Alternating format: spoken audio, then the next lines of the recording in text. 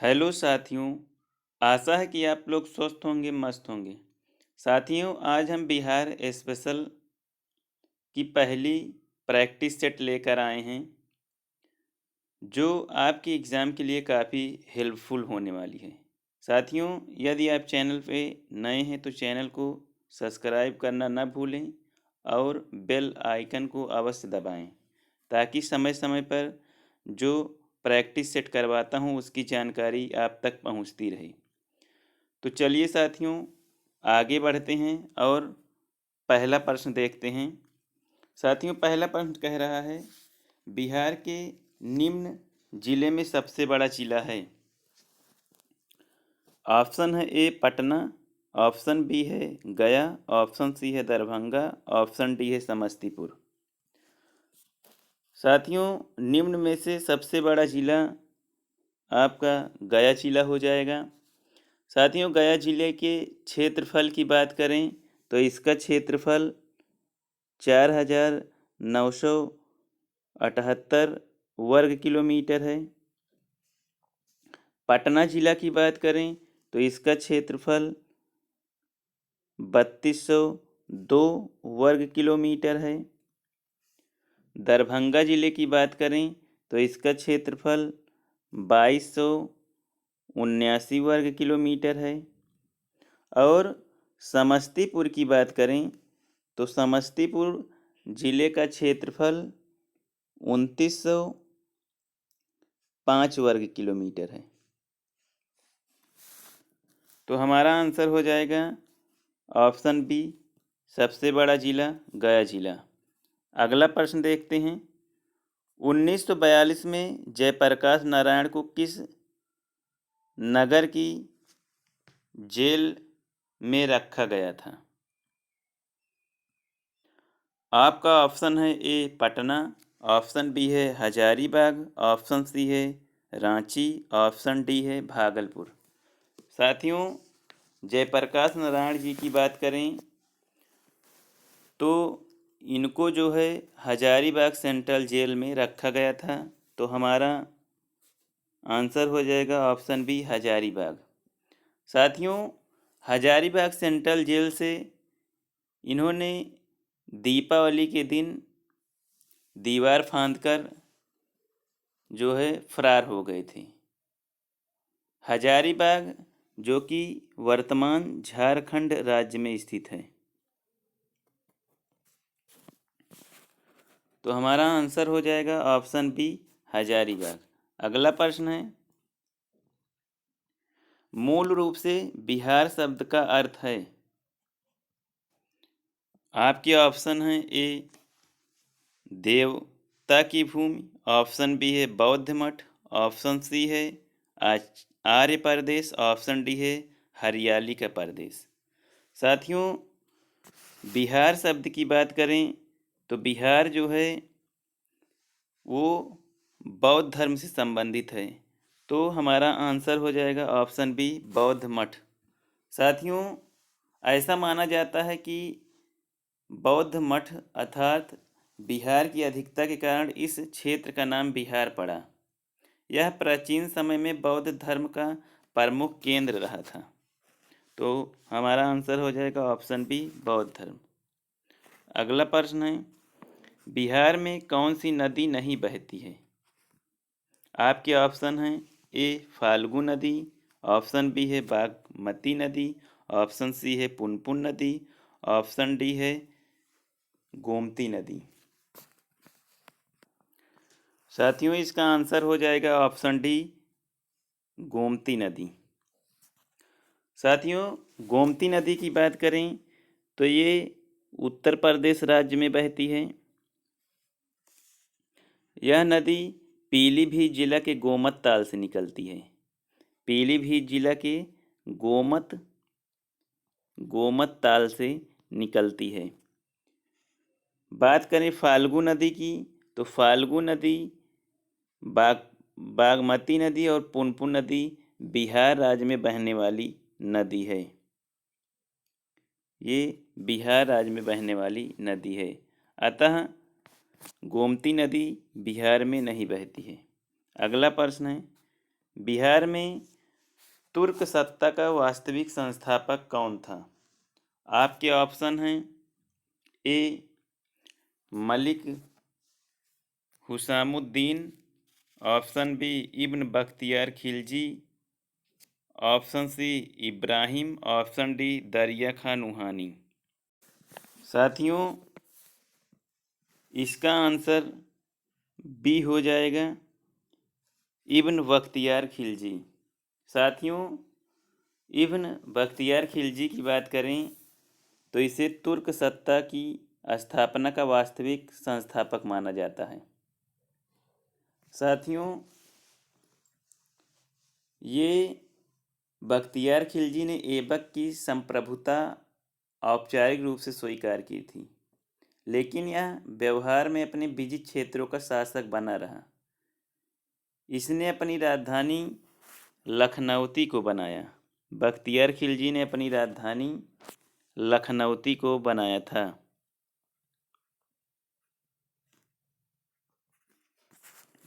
तो इसका आंसर हो जाएगा बिहार में तुर्क सत्ता का वास्तविक संस्थापक इब्न बख्तियार खिलजी था। अगला प्रश्न है,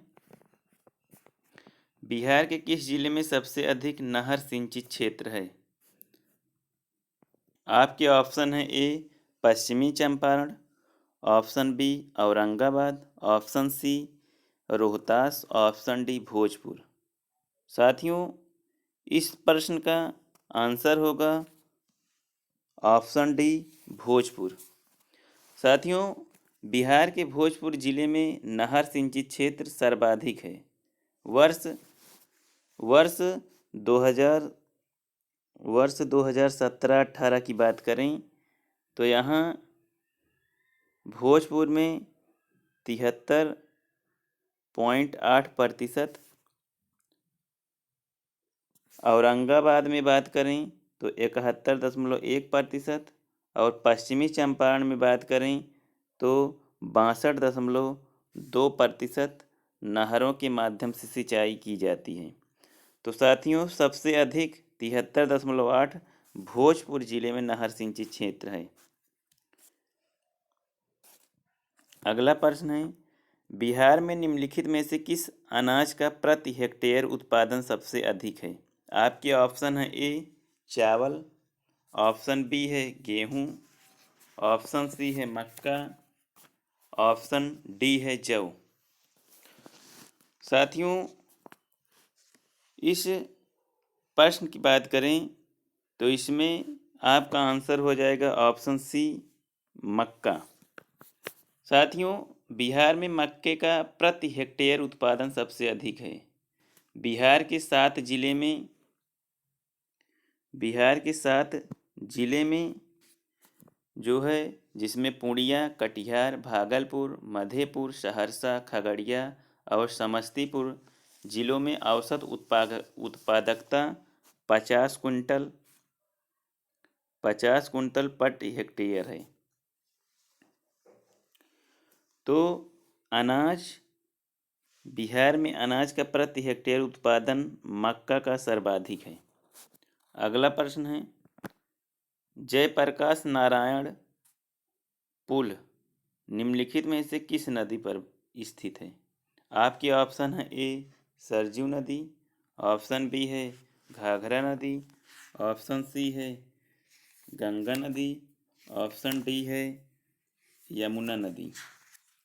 साथियों, इसमें आपका आंसर हो जाएगा ऑप्शन सी गंगा नदी। गंगा नदी पर जयप्रकाश नारायण जी के नाम से पुल बनाया गया है। साथियों, ये दीघा सोनपुर रेल सह सड़क पुल, जिसे जेपी पुल या जयप्रकाश नारायण नाम से जाना जाता है। इसकी लंबाई की बात करें तो इसकी लंबाई 4556 मीटर है। यह भारत में असम में बोगीबाल ब्रिज के बाद दूसरा सबसे लंबा रेल रेल सह सड़क मार्ग है। तो जेपी पुल गंगा नदी पर स्थित है। अगला प्रश्न है, बिहार वासियों का जीवन निर्वाह का मुख्य साधन है। ऑप्शन ए है उद्योग, ऑप्शन बी है व्यापार, ऑप्शन सी है कृषि, ऑप्शन डी है इनमें से कोई नहीं।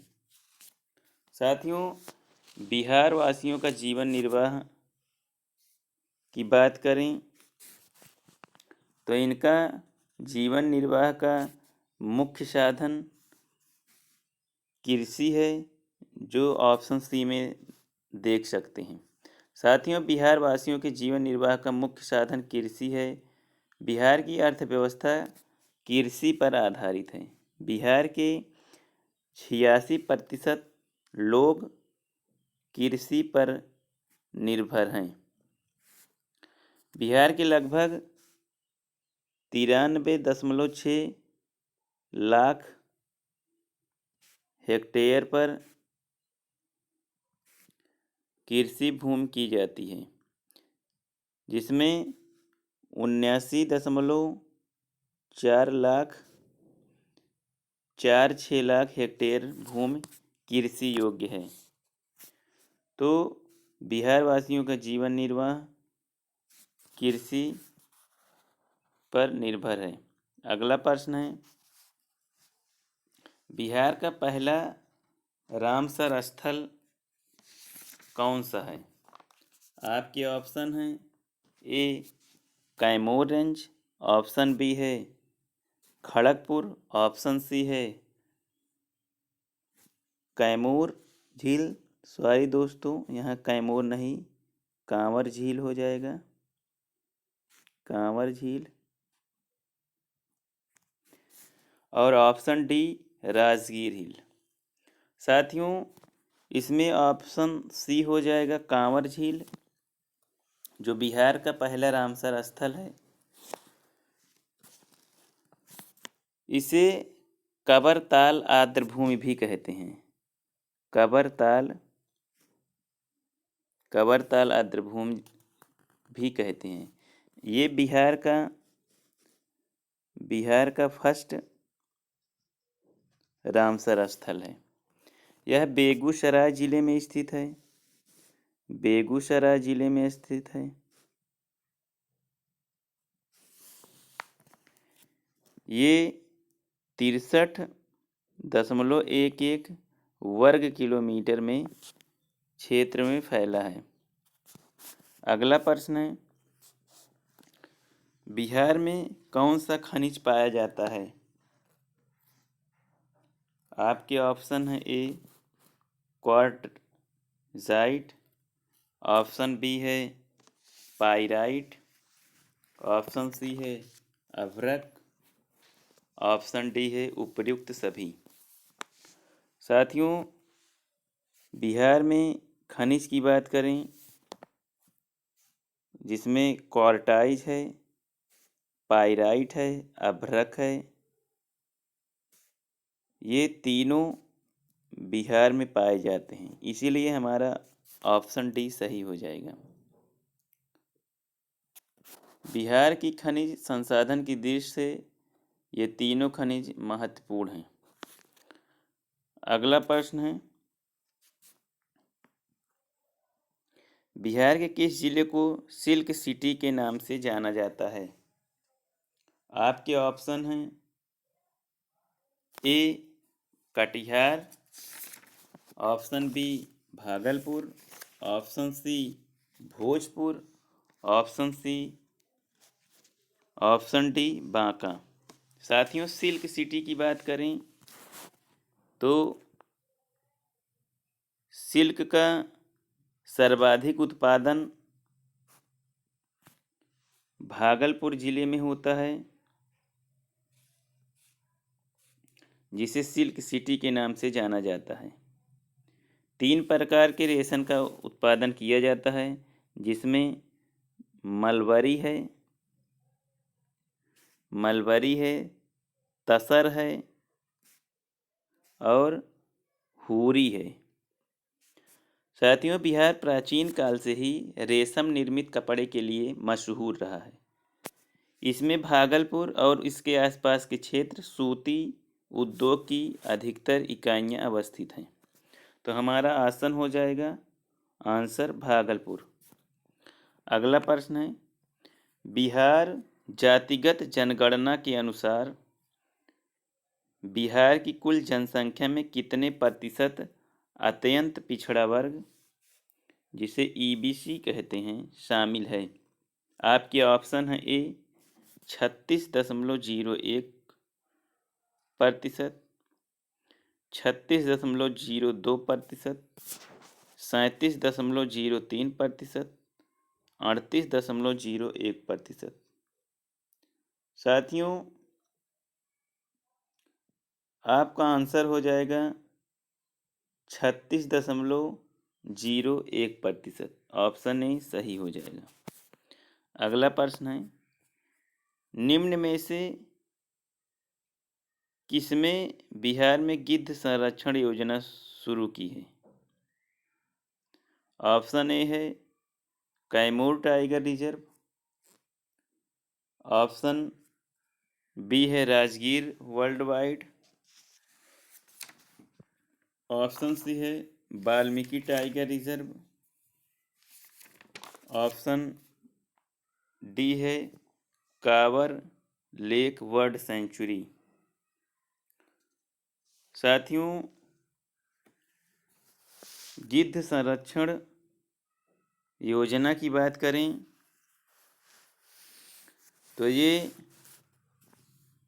Option C Valmiki tiger reserve में ये योजना शुरू की गई है। इस योजना का मुख्य उद्देश्य लुप्तप्राय गिद्धों को बचाना है।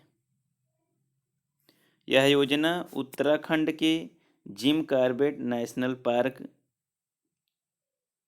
की तर्ज पर चलाया जा रहा है। तो option C Valmiki tiger reserve. अगला प्रश्न है, बिहार में प्रति 1 लाख जनसंख्या पर सड़क की लंबाई है? आपके ऑप्शन हैं ए न्यूनतम, ऑप्शन बी है न्यूनतम से द्वितीय, ऑप्शन सी है उच्चतम, ऑप्शन डी है उच्चतम से द्वितीय। तो इसमें आपका आंसर हो जाएगा ऑप्शन बी न्यूनतम से द्वितीय। बिहार में प्रति लाख जनसंख्या पर सड़क की लंबाई साथियों न्यूनतम से द्वितीय स्थान पर है। वर्ष 2019 की बात करें तो इस आंकड़ों के अनुसार बिहार में NHI national highway authority of India में राजमार्ग की लंबाई 5358 किलोमीटर है। तो 1 लाख जनसंख्या पर सड़क की लंबाई न्यूनतम से द्वितीय है। अगला प्रश्न है, 2011 की जनगणना के अनुसार बिहार भारत का डैश सबसे अधिक जनसंख्या वाला राज्य है? आपके ऑप्शन है ए पहला, ऑप्शन बी है तीसरा, ऑप्शन सी है चौथा, ऑप्शन डी है पांचवा। साथियों, बिहार भारत का तीसरा सबसे अधिक जनसंख्या वाला राज्य है। बिहार की बात करें तो बिहार का स्थान उत्तर प्रदेश महाराष्ट्र के बाद तीसरा स्थान है। अगला प्रश्न है, बिहार विधानसभा में अनुसूचित जाति के उम्मीदवारों के लिए कितने सीट आरक्षित हैं? आपके ऑप्शन है ए 44, ऑप्शन बी है 38, ऑप्शन सी है 40, ऑप्शन डी है 46। साथियों, बिहार विधानसभा में अनुसूचित जाति के उम्मीदवारों के लिए 38 सीटें आरक्षित हैं। बिहार विधानसभा के कुल सदस्यों की संख्या की बात करें तो कुल सदस्य संख्या जो है 243 है। बिहार विधानसभा में दो सीटें साथियों, 2 सीटें एसटी के लिए रिजर्व हैं। तो साथियों इस प्रश्न के अनुसार बात करें तो बिहार में विधानसभा में अनुसूचित जाति के उम्मीदवारों के लिए 38 सीटें रिजर्व हैं। अगला प्रश्न है, भारत में किस राज्य की साक्षरता दर न्यूनतम है? साथियों आपका ऑप्शन है ए झारखंड, ऑप्शन बी है बिहार,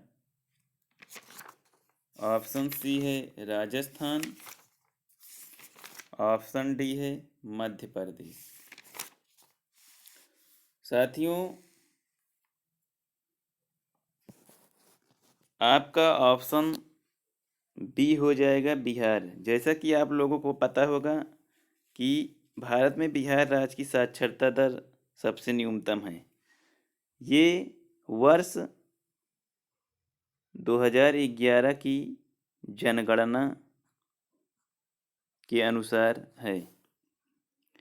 इसमें बात करें तो कुल साक्षरता दर 69.80 साथियों 69.80 है। इसमें पुरुष साक्षरता दर 71.2% है और महिला साक्षरता दर की बात करें तो 53.5% है। तो भारत में बिहार राज्य की साक्षरता दर सबसे न्यूनतम है। अगला प्रश्न है, स्वतंत्रता पश्चात बिहार का प्रथम राज्यपाल कौन था? आपके ऑप्शन है ए जगन्नाथ, ऑप्शन बी है ललित नारायण मिश्र, ऑप्शन सी है जयराम दौलत राम, ऑप्शन डी है जयप्रकाश नारायण। साथियों बिहार के प्रथम राज्यपाल जयराम दास दौलत राम जी थे। इसमें ऑप्शन बी सही हो जाएगा। साथियों दौलत राम जी की बात करें तो भारतीय स्वतंत्रता आंदोलन के एक विख्यात राजनीतिज्ञ थे जिन्होंने आंदोलन में बढ़ चढ़कर भाग लिया। अगला प्रश्न है, 1942 में किस त्योहार के अवसर पे जयप्रकाश नारायण जी हजारीबाग जेल से निकल भागे थे? ऑप्शन ए है बैसाखी, ऑप्शन बी है होली, ऑप्शन सी है दशहरा, ऑप्शन डी है दीपावली। साथियों भारत छोड़ो आंदोलन के दौरान जयप्रकाश नारायण जी गिरफ्तार करके हजारीबाग जेल में रखा गया था। साथियों जयप्रकाश नारायण जी 11 नवंबर 1942 को दीपावली के दिन, जहां अधिक संख्या में सुरक्षाकर्मी छुट्टी पे थे, ये हजारीबाग जेल से निकल कर भागे। तो यहाँ ऑप्शन डी हो जाएगा, दीपावली के दिन जयप्रकाश नारायण जी हजारीबाग जेल से फरार हो गए थे। अगला प्रश्न है, साथियों, एक प्रश्न हम आपसे मौखिक रूप से पूछना चाहते हैं कि भारतीय राष्ट्रीय आंदोलन, जिसे स्वतंत्रता संघर्ष कहा जाता है, उसमें जो आंदोलन का चिन्ह था वो क्या था? आप लोग कमेंट बॉक्स में अ, अपना आंसर ज़रूर लिखिएगा। तो चलिए साथियों, अगला प्रश्न है, बिहार का प्रसिद्ध सोनपुर मेला प्रारंभ किया जाता है। आपके ऑप्शन ए है चैत्र अमावस्या, ऑप्शन बी है कार्तिक पूर्णिमा से, ऑप्शन सी है भाद्रपद पूर्णिमा से, ऑप्शन डी है माघ अमावस्या से। साथियों, सोनपुर पशु मेला जो बिहार के पटना से लगभग 25 किलोमीटर 25 किलोमीटर सोनपुर में हर साल जो है लगता है। यह एशिया का सबसे बड़ा पशु मेला है। एशिया का सबसे बड़ा पशु मेला है। साथियों, ये मेला कार्तिक पूर्णिमा के दिन जो है लगता है। मेले को हरिहर मेला क्षेत्र के नाम से जाना जाता है। साथियों, कौन सा मेला? हरिहर मेला। हरिहर मेला। तो प्रसिद्ध सोनपुर मेला का प्रारंभ कार्तिक पूर्णिमा के दिन किया जाता है। अगला प्रश्न है, बिहार विधान परिषद की पहली बैठक किस वर्ष बुलाई गई थी?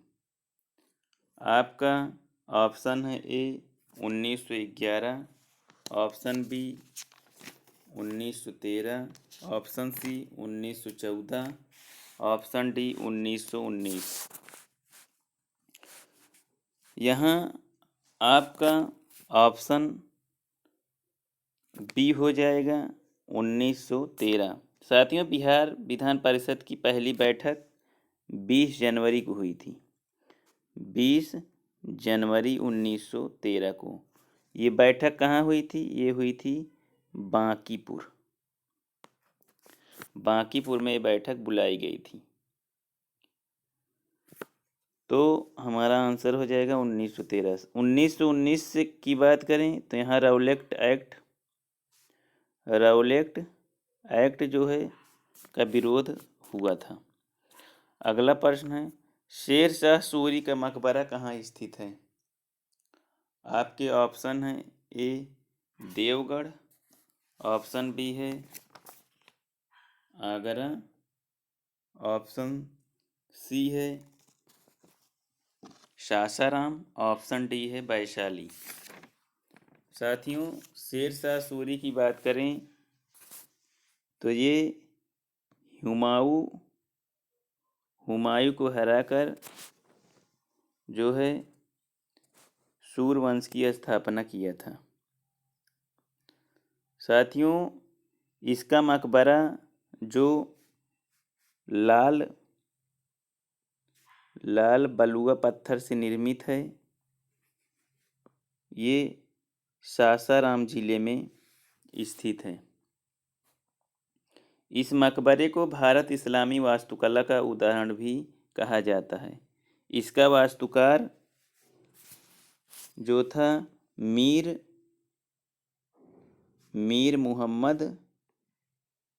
मुहम्मद अलीवाल था।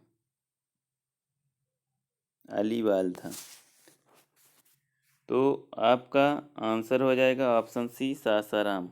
अगला प्रश्न है, बिहार में रश्मि कुमारी एक,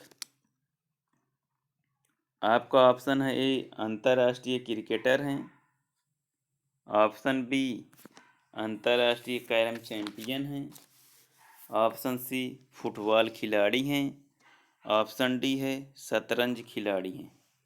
साथियों, बिहार राज्य से संबंध रखने वाली रश्मि कुमारी एक अंतर्राष्ट्रीय कैरम चैंपियन है। आपका ऑप्शन बी हो जाएगा आंसर, अंतर्राष्ट्रीय कैरम चैंपियन। साथियों, ये 2014 में 2014 मालदीव में आयोजित कैरम विश्व कप चैंपियन में महिला एकल किताब अपने नाम किया था। तो हमारा आंसर हो जाएगा रश्मि कुमारी, जो कि बिहार से संबंधित हैं। वह एक अंतर्राष्ट्रीय कैरम चैंपियन है। अगला प्रश्न है, स्वामी सहजानंद सरस्वती ने एक पत्रिका का प्रकाशन किया जिसका नाम था, आपका ऑप्शन ए है जन क्रांति, ऑप्शन बी है कृषक समाचार, ऑप्शन सी है हुंकार, ऑप्शन डी है विद्रोही। साथियों, स्वामी सहजानंद की बात करें तो इन्होंने 1889 से 1950 तक भारत के राष्ट्रवादी नेता और स्वतंत्रता संग्राम के एक नेता थे। इन्होंने 1929 में जो है बिहार में प्रांतीय किसान सभा की स्थापना की और इन्होंने जो पत्रिका का प्रकाशन किया उसका नाम हुंकार था। तो ऑप्शन सी हो जाएगा आंसर हुंकार। अगला प्रश्न है, बिहार में ऑपरेशन प्रहार संबंधित है। आपका ऑप्शन ए है कोविड-19 टीकाकरण से, ऑप्शन बी है साक्षरता अभियान से, ऑप्शन सी है धूम्रपान निषेध से, ऑप्शन डी है शराबबंदी से। साथियों, अगर हम बात करें तो आप लोगों को तो पता भी होगा कि बिहार सरकार ने कुछ निर्णय लिया था जो है वो शराबबंदी से संबंधित था, क्योंकि बिहार में शराबबंदी लागू हो चुकी है। लेकिन हम कभी कभी न्यूज़ पढ़ते हैं कि वहाँ जो है जहरीली शराब से मृत्यु हो जाती है। तो साथियों, ऑपरेशन प्रहार जो है वो शराबबंदी से संबंधित है। इसमें अगर ऑपरेशन प्रहार की बात करें तो ऑपरेशन प्रहार के माध्यम से शराबबंदी कानून का उल्लंघन करने पर अभियुक्तों की गिरफ्तारी की जाती है। बिहार में एंटी मिलर टास्क फोर्स, साथियों, बिहार शराबबंदी के मामले में वहाँ एंटी मिलर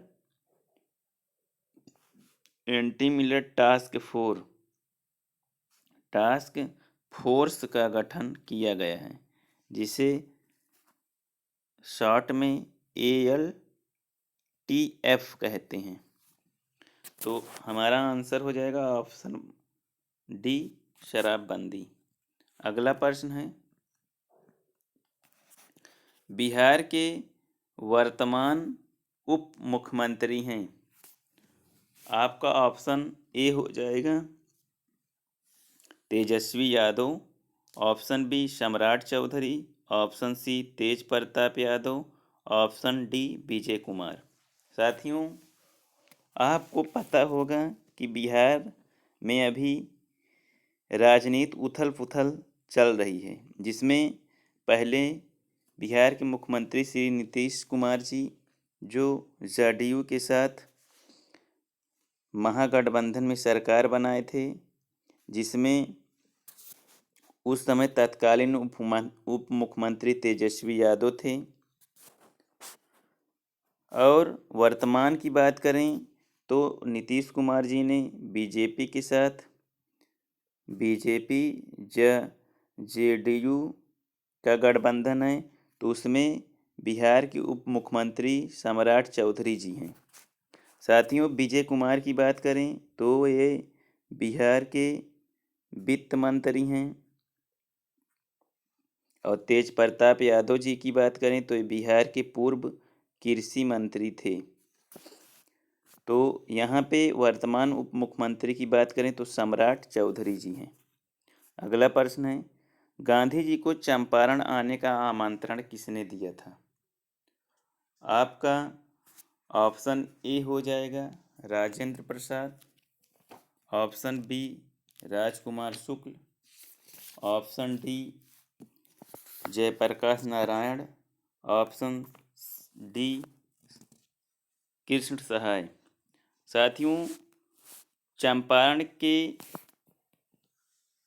सत्याग्रह की बात करें तो ये सत्याग्रह गांधी जी ने 1917 चंपारण में स्टार्ट किया था। साथियों, ये चंपारण सत्याग्रह नील की खेती से संबंधित है, जिसमें ब्रिटिश कंपनी को अपनी ज़मीन के 3/20 भाग पर नील की खेती करने के लिए विवश किया गया था। इसी संबंध में राजकुमार शुक्ला जी जो है गांधी जी को चंपारण आने का निमंत्रण दिया था। तो यहाँ पे ऑप्शन सी हमारा आंसर हो जाएगा, राजकुमार शुक्ला। अगला प्रश्न है, प्राचीन महाजनपद मगध की प्रथम राजधानी कौन सी थी? आपका ऑप्शन है A Pataliputra, option B Vaishali, option C Champa, option D उपयुक्त में से कोई नहीं। साथियों, मगध साम्राज्य जिसकी स्थापना बिंबिसार जी ने किया था, जिन्होंने अपना पहला राजधानी राजगृह या राजगीर को बनाया था। तो यहाँ पे ऑप्शन ए भी गलत हो जाएगा, पाटलिपुत्र भी नहीं थी, ऑप्शन बी भी गलत, ऑप्शन सी भी गलत, यहाँ पे ऑप्शन डी हो जाएगा, इनमें से कोई नहीं, क्योंकि प्राचीन मगध की प्रथम राजधानी थी राजगिरी या राजगीर। अगला प्रश्न है, वर्ष 1632 में बिहार के पटना शहर में कौन सी कंपनी ने अपनी पहली फैक्ट्री स्थापित की? आपका option A British East India Company, option B Dutch East India Company, option C पुर्तगाली East India Company, option D French East India Company. साथियों, इसमें आपका आंसर हो जाएगा option B Dutch East India Company. साथियों, डच ईस्ट इंडिया कंपनी की बात करें तो ये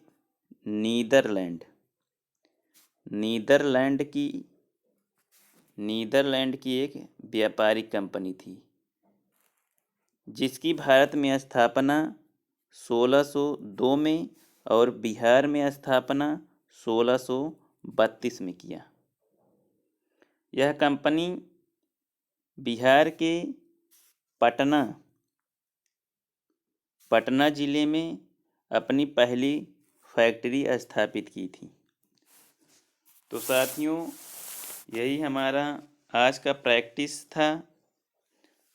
साथियों, एक कोट के साथ हम अपनी ये प्रैक्टिस सेट की पहली क्लास समाप्त करते हैं। साथियों, कहा जाता है कि जो तूफानों में पलते जा रहे हैं वही दुनिया बदलते जा रही हैं। अर्थात साथियों, आपको समय समय पे समस्याएं, कोई बहाना अगर आप करेंगे तो आपका सिलेक्शन निश्चित ही रूप से देर हो जाएगी। तो साथियों, ये कोट जो था जिगर मुरादाबादी का था। साथियों, यह हमारी practice set number 1 Bihar special की क्लास आपको अच्छी लगी हो तो आप इस प्रैक्टिस सेट वाली क्लास को लाइक कीजिए। कोई कन्फ्यूजन हो तो कमेंट अवश्य कीजिएगा। साथियों, आप लोग लाइक और कमेंट करते हैं तो हमें मोटिवेट मिलता है। और चैनल को सब्सक्राइब कीजिएगा और अपने दोस्तों को शेयर अवश्य कीजिएगा। थैंक यू साथियों, जय हिंद।